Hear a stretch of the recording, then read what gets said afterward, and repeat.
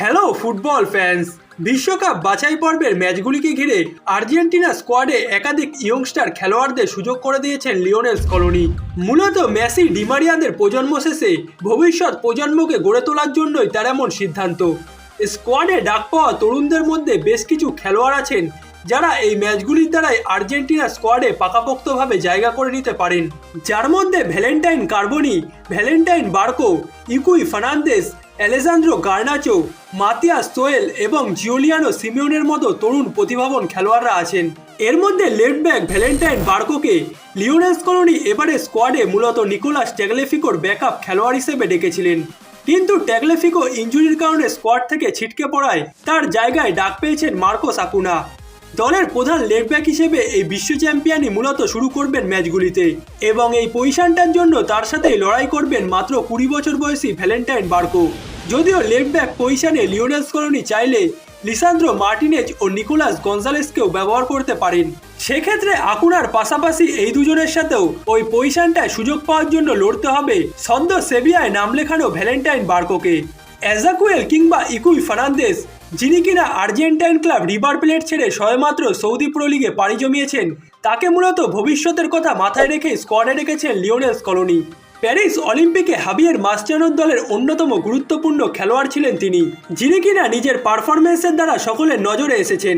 তবে বর্তমানে আর্জেন্টিনার মূল দলে তার জায়গা করে নেওয়াটা খুব একটা সহজ কাজ হবে না, কারণ তিনি যে পজিশনে খেলে থাকেন অর্থাৎ ডিফেন্সিভ মিডফিল্ডার অথবা সেন্ট্রাল মিডফিল্ডার, সেই পজিশনে খেলার মতো বর্তমানে আর্জেন্টিনা দলে একাধিক খেলোয়াড়রা আছেন। Alexis Mac Allister, Enzo Fernandez, Leonardo Paredes এবং জিওভানি লো চেলসো প্রত্যেকেই একই পজিশনে খেলেন, যার কারণে এখন তার মূল দলে বদলি খেলোয়াড় হিসেবেও সুযোগ পাওয়া বেশ কঠিন। এছাড়া ভ্যালেন্টাইন কার্বনি, যে কিনা সর্বশেষ কোপা আমেরিকাতেও আর্জেন্টিনা স্কোয়াডে ছিলেন, তাকেও মূলত ভবিষ্যতের কথা মাথায় রেখেই ডেকেছেন স্কলোনি। এর আগে লিওনেল মেসি কোপা আমেরিকায় ভ্যালেন্টাইন কার্বনির বিষয়ে বলেছিলেন, আমি তাকে অনূর্ধ্ব 20 দলেও দেখেছি, কিন্তু সে এখন অনেক নতুন কিছু শিখেছে।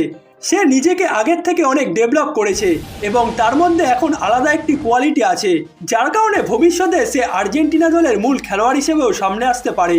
তার পাশাপাশি অ্যালেজান্দ্রো গার্নাচো আছেন, যিনি কিনা কোপা আমেরিকার আগে থেকে জাতীয় দলে ডাক পাচ্ছেন এবং এখন তিনি স্কোয়াডের রেগুলার খেলোয়াড় হয়ে উঠেছেন।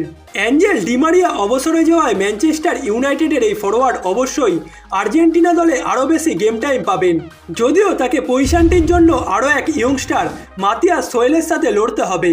21 বছর বয়সী এই খেলোয়াড় প্রথমবার আর্জেন্টিনা জাতীয় দলে ডাক পেয়েছেন।